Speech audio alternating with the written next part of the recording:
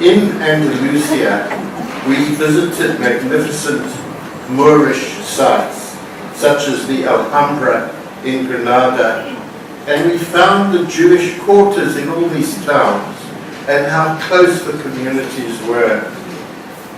And we know, mindful of the Spanish Inquisition, which drove Muslim and Jew to seek sanctuary in Africa in the Maghreb, where the Jews were welcomed with open arms.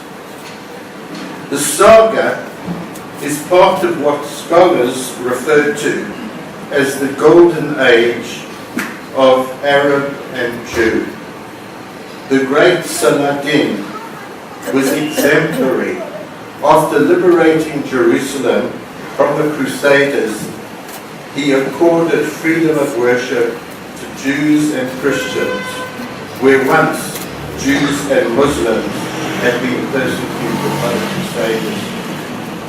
I've travelled in the Middle East from Damascus to Iran, where one sees inspiring testament to those times. The Jews who resided in such historic places for centuries did not suffer from anti-Semitism, as was the case in Europe.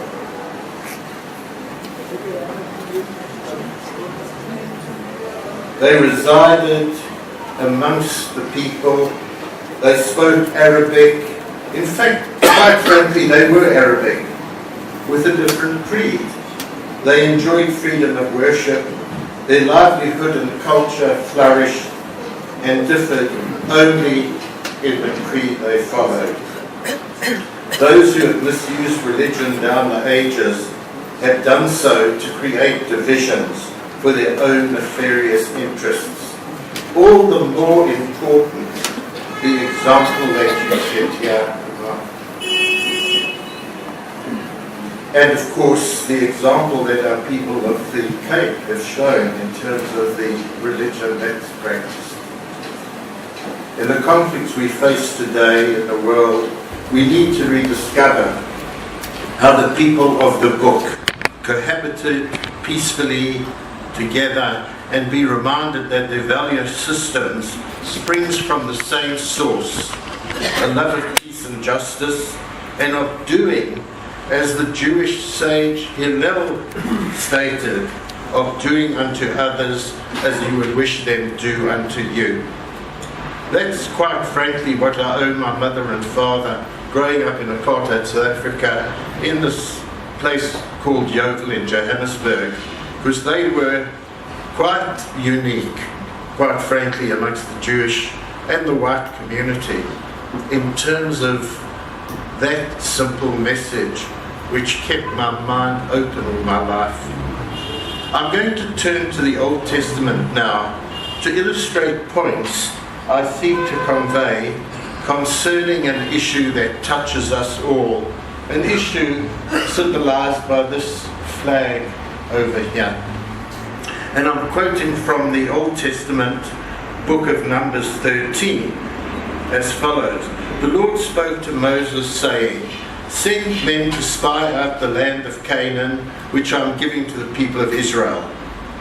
And Moses said to his spies, go into the Negev and the hill country and see whether the people in it are strong or weak, few or many, whether the land they dwell in is good or bad, whether the cities they dwell in are camps or strongholds, and whether the land is rich or poor. I'm going to take issue here, not with the Bible. However, one may seek to interpret its narrative, because much of it is symbolic, but the way it has been used, or I'll say abused, by Zionism, which emerged in the latter part of the 19th century as a political doctrine. From its inception, it faced hostility from the rabbis and from socialists and communists who rejected its thesis. The Zionists, who generally were agnostics, by the way, seized the idea of a promised land, which they alleged was a land without people, for a people without land, in reference to the Jews. What the biblical narrative shows, as archaeology and historical account demonstrate, was the Holy Land was ruled for centuries by a Canaanite kingdom.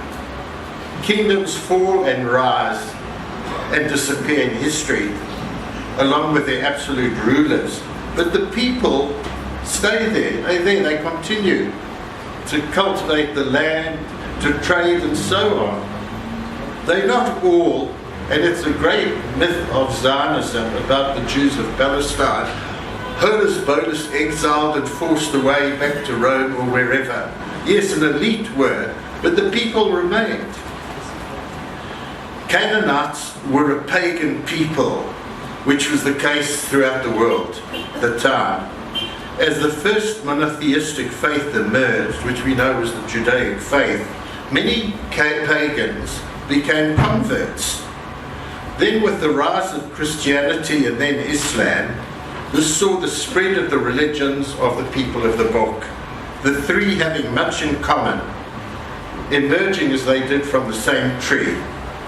So undoubtedly then, the Canaanite people and the numerous tribes you read about in the Bible, from Hittites and Hebrews and Philistines, merged through conversion and conquest over centuries into the belief systems we know. The contemporary Israeli scholar, a man called Shlomo Sand, has articulated this in an outstanding book called The Invention of the Jewish People. Experience of the Holy Land through interaction with its people is instructive. I recall visiting the West Bank town of Kilkilia, which is virtually enclosed by Israel's apartheid wall, and the mayor there greeted me with the words, "Welcome to our Canaanite town." It is really ironic that the Palestinian people today are in all likelihood the very descendants of those ancient Hebrews and Hittites and Canaanites and so on. And these are the people who are being dispossessed and brutalized as we know. Of course, this ethnic cleansing, land dispossession has reached the stage of what Ilan Pappy calls incremental genocide.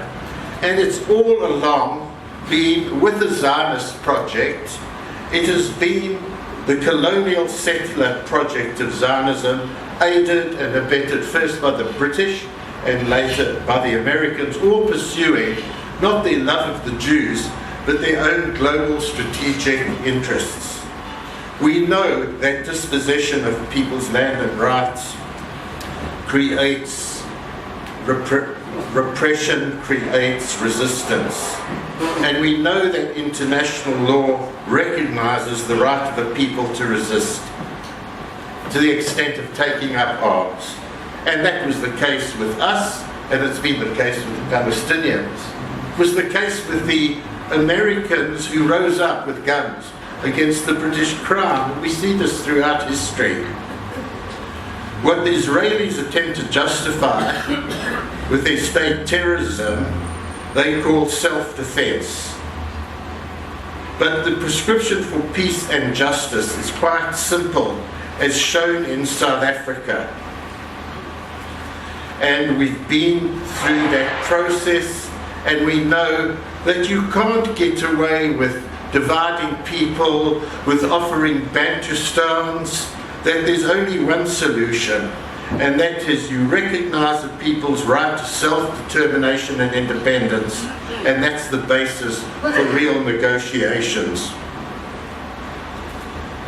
Inherent in any form of racist inclusivity is the ultimate degeneration of morality. We saw this with the apartheid doctrine, and we're seeing it within Israel and unfortunately amongst its privileged people. Zionism has debased humane Jewish values, causing incalculable harm.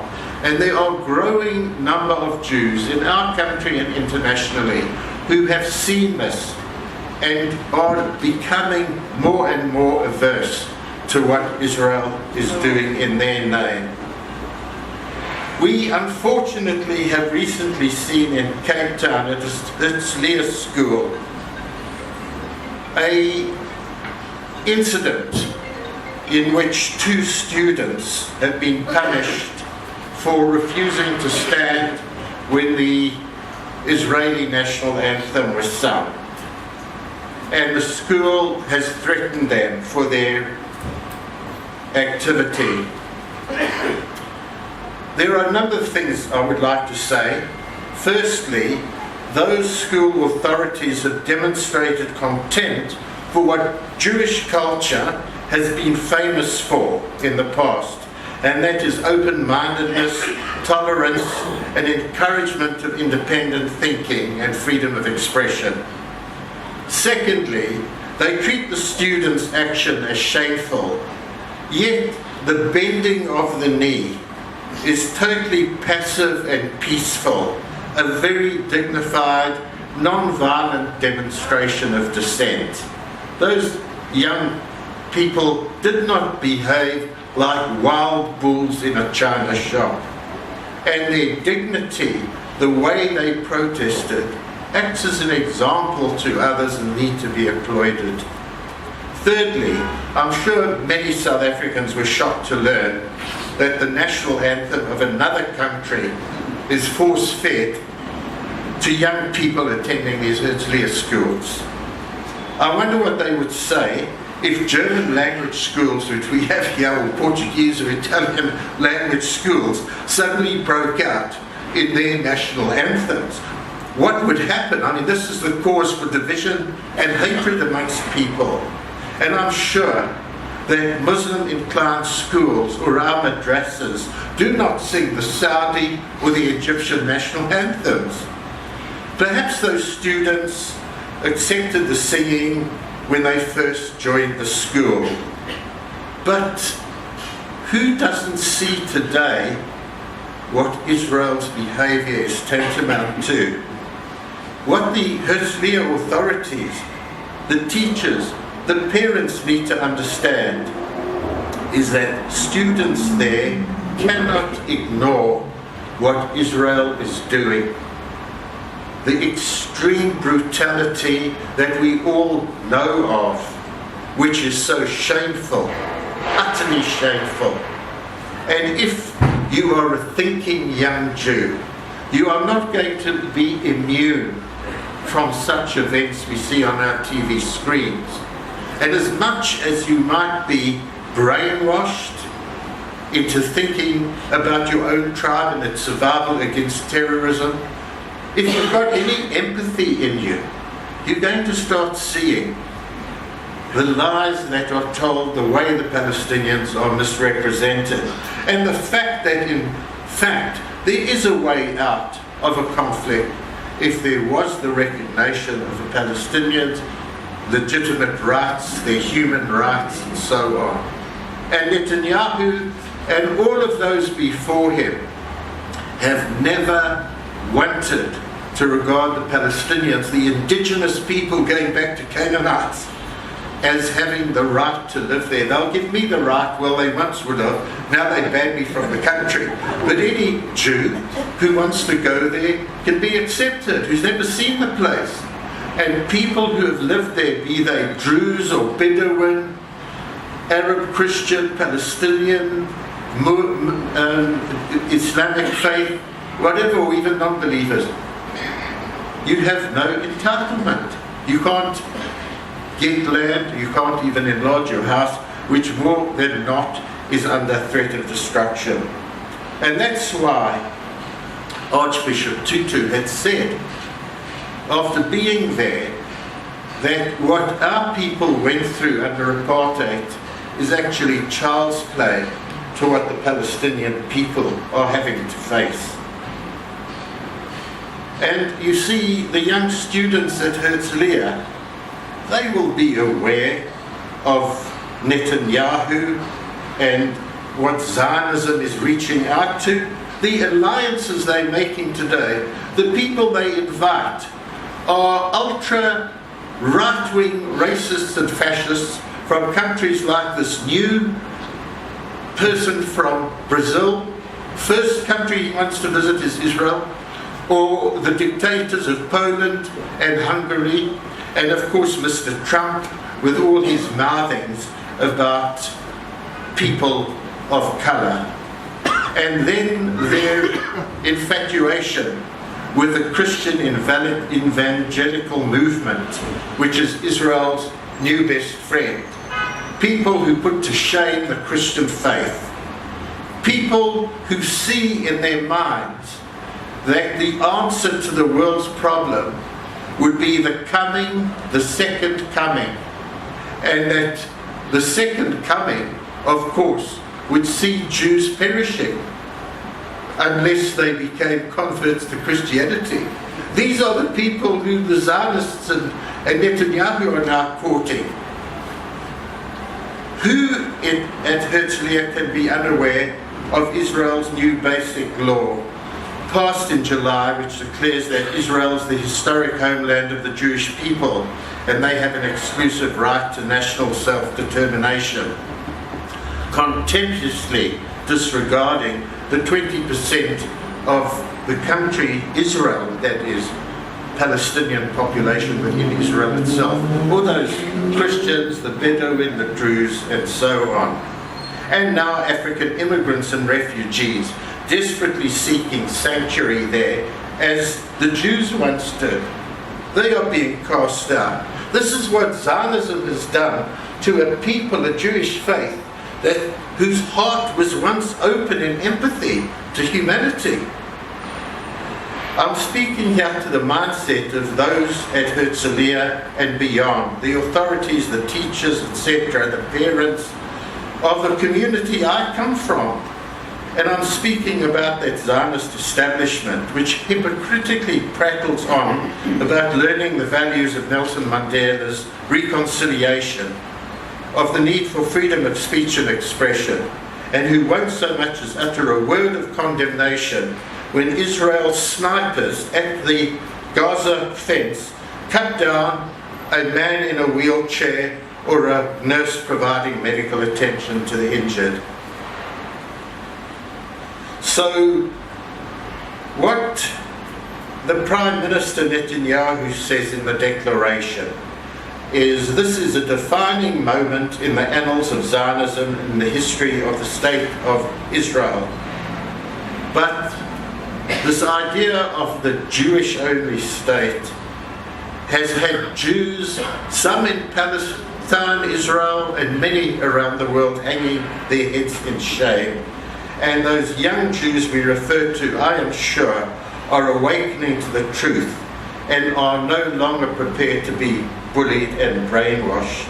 They put to shame the intolerant values Herzliya appears intent on enforcing. In such action we see hope.